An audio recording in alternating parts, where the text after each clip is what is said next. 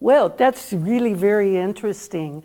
I would like to answer that question in two levels. One is that there are obviously cultural differences. I taught in over 20 different countries in Asia, Latin America, and Europe.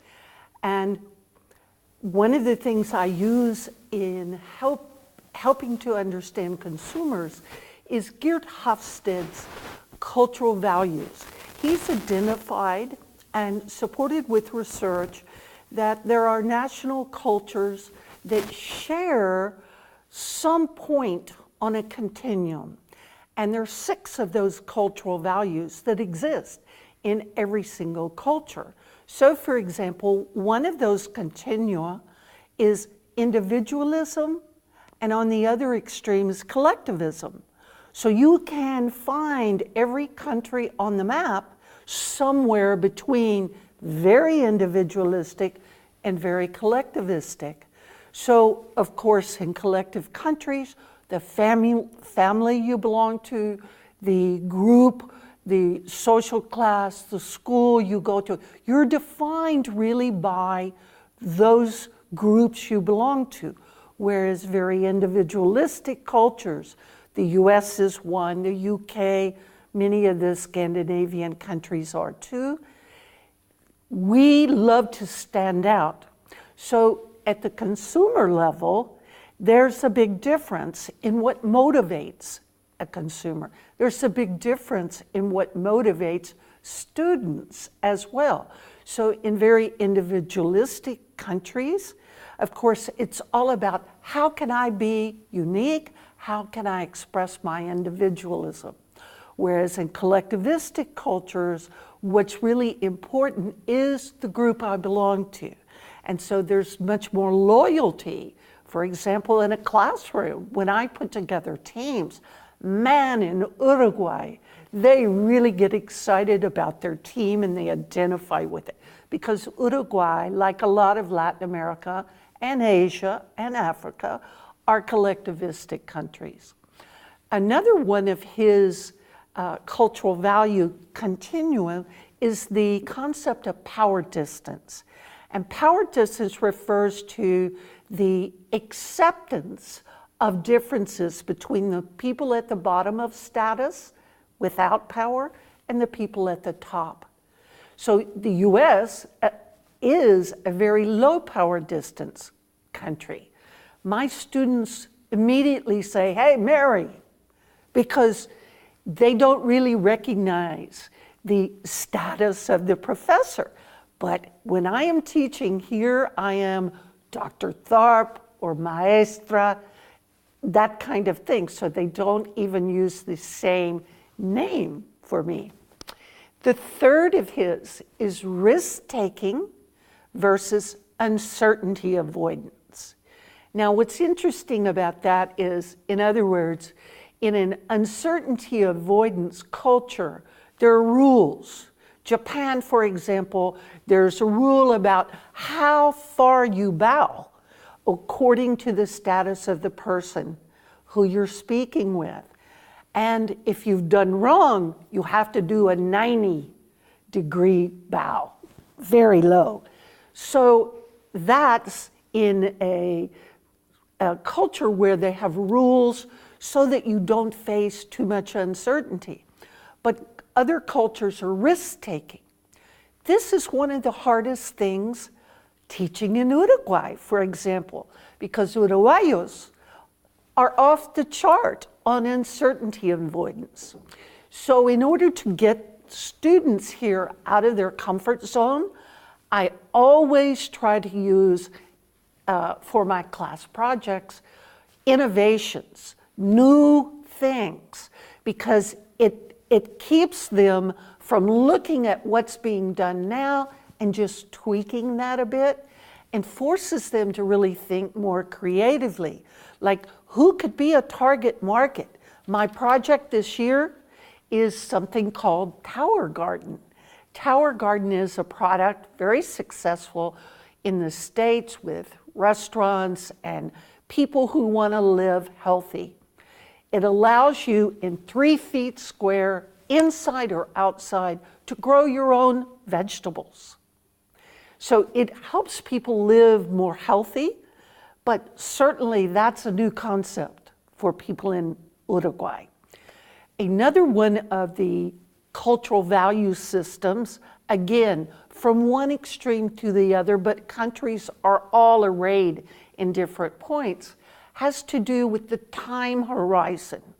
Americans are give it to me now, I measure my results on a quarterly basis, and Latin Americans tend to be pretty short-term thinking also. Asians, at least historically, have been very long-term thinking. So they have more a tendency to do business once you've gained their trust. Whereas that's not, it doesn't take so long to make a business arrangement in the States. Then there is feminine versus masculine cultures. And what that refers to is how different the roles are for men and women in those cultures. In very masculine cultures, there are very distinct roles for men. Men do this, women do that, and they're very separate. But in feminine cultures, there's a lot of overlap between what the social roles are for men and women. Sweden, all the Scandinavian countries are very feminine cultures. And you see that in their policies, where, for example, a man has a baby, he gets paternity leave just like women get maternity leave in other cultures. So they both get it, and that reflects their cultural values. Hofstede's newest dimension, which has only come about in the last 10 years, is something called restraint versus indulgence. So cultures that are high on restraint, you're not going to find a lot of debt. They're going to be very cautious consumers, and they don't believe you just behave the way you should. There are strict authoritarian families in restraint cultures.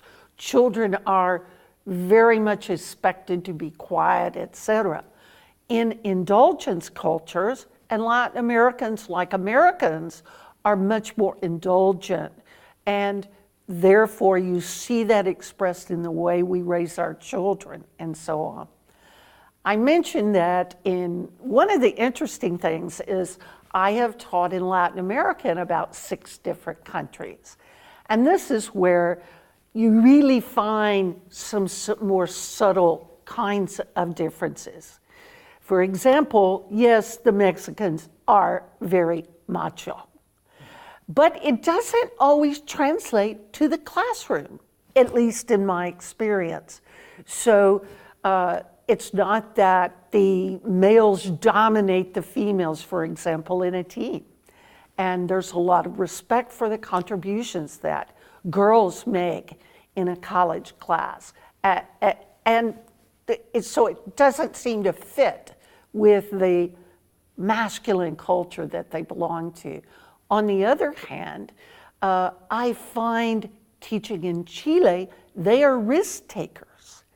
And so that's in contrast. I have to rein them in because they're always wanting to go, the Argentines more so too, they want to express themselves in their business decisions. And that's often difficult because they're not thinking of the buyer, the target market. So I have to rein them in more. That gives you a little flavor, but I tell you, it's really a gift to me because I can use that in my teaching here.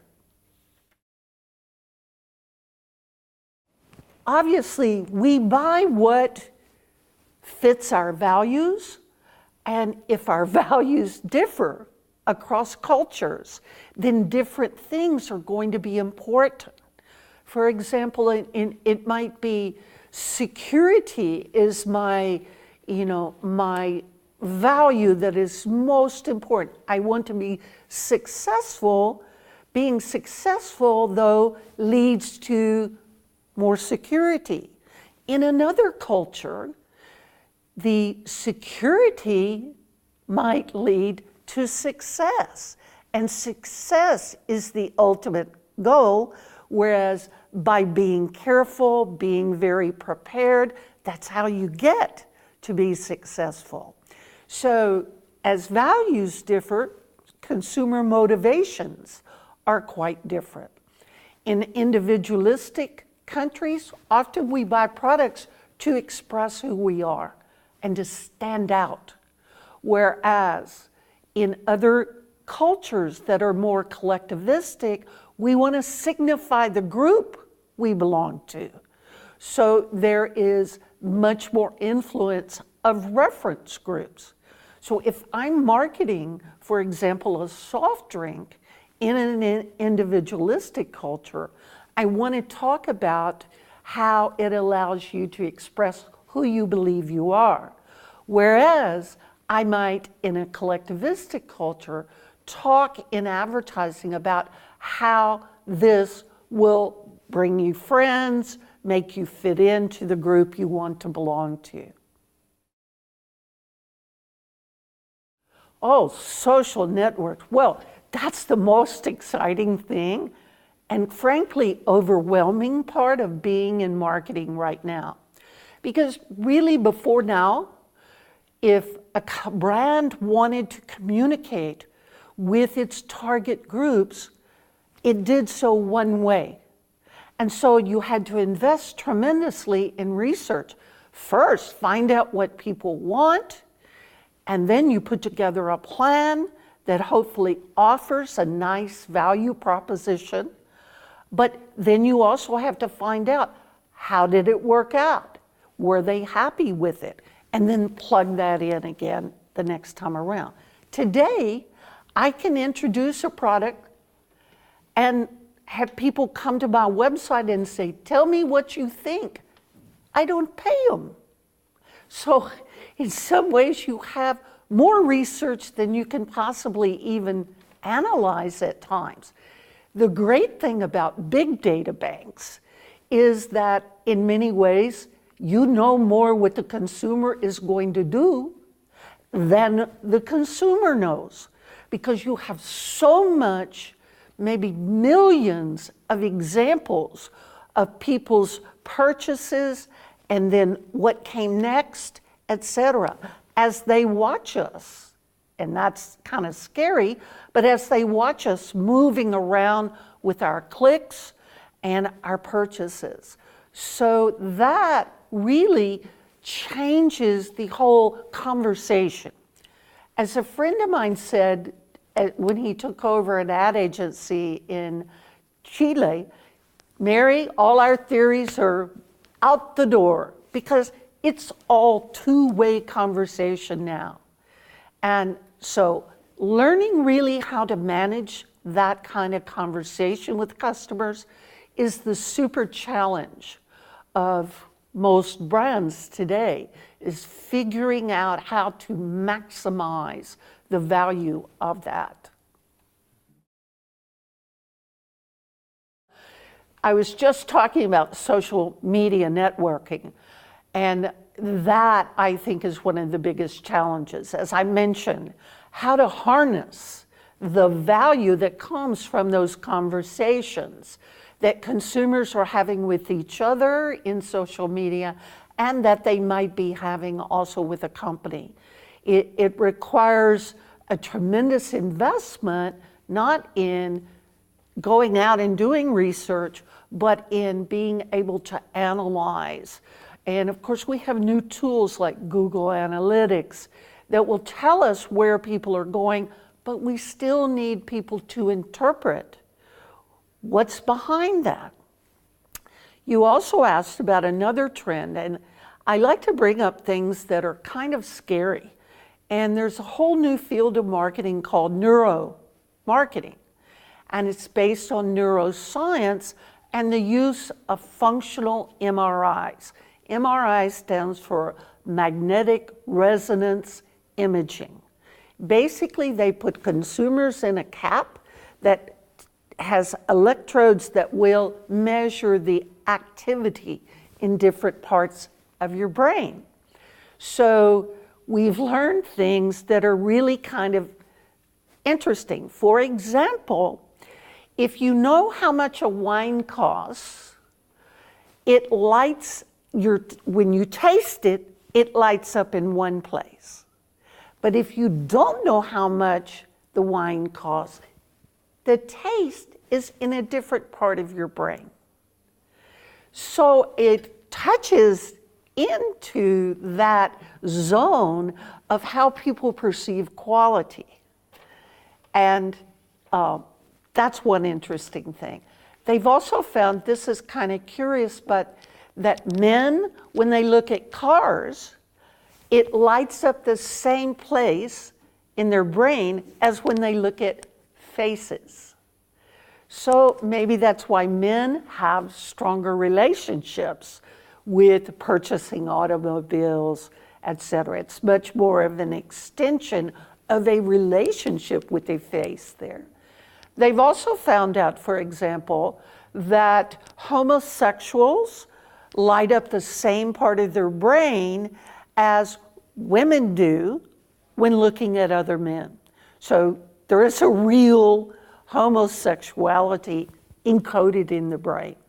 That doesn't have to do necessarily with marketing, but it gives you an example of some of the areas in which we are moving. And what I would say is, until now, we've had theories about what motivates people. We don't need those theories anymore if we can actually know which part of the brain is motivating consumers. It's kind of scary. The same with big data. So I find those are creating ethical challenges for companies. Here's an example. When DoubleClick is a company that for its clients will put cookies on your computer and then will report where you go to their clients. They claim, and on your computer all they have is an ISP. They don't know your name, supposedly, and they don't know where you are. But DoubleClick back in the early 2000s was actually getting together with other kinds of research companies so that they would be able, for example, I go and I look at furniture online, boom, the next week I get an email or a mail drop at my house with my address that gives me a coupon for new furniture. Now, they're putting it together. When they first did that, people complained. Now, with Facebook and Twitter and some Instagram and some of those other accounts, they can do it with so easily because Facebook sells your personal information. So you really are ubiquitous on the internet. Nothing is hidden anymore. And I think that will continue to create some challenges that are ethical. It also touches in an area where laws are very different. For example, in the US, you don't own your own data when it's collected by a company. If you scroll down those legal documents that you click and say, yes, I agree to your terms of use, we allow them to use it for commercial purposes. Germany, in contrast, in the EU, you always own your own data, and the company has to have explicit permission to use it. So the German postal system, for example, cannot deliver junk mail unless you have agreed to allow uninvited mail in your mailbox. Those are some of the real challenges. Storytelling and archetypes. You know, we all tell stories, brands tell stories, And the important thing is that they know what story they're telling. What I find in consulting is that often brands don't know what story they're telling, or they don't know what story the consumer or the public in general is hearing. And so there's more attention today in looking at the ways in which consumers relate to concepts like a brand, and thus the personification of a brand in terms of an archetype. For example, like the good Earth Mother, that's a character that we all recognize from almost the beginning of time. And she is often in stories just like heroes are. The hero is another archetype. Well, for, let's say, housewives, some cleaning products are the heroes in their lives. So that can be a valuable way to make consumers feel a much more commonality with the value of the brand and the things that are important to the person in their lives. And the brand becomes the hero that links those two together. Brands basically, especially admired brands, they stand for values. They're a beacon for values.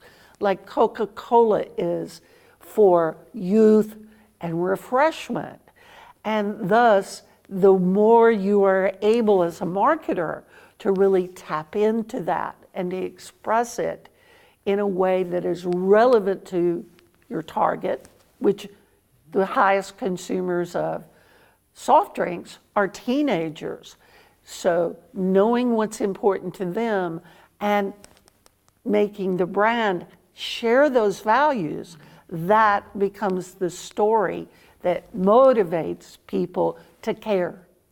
It's not just that I like the way it tastes, it's beyond just the physical qualities of it.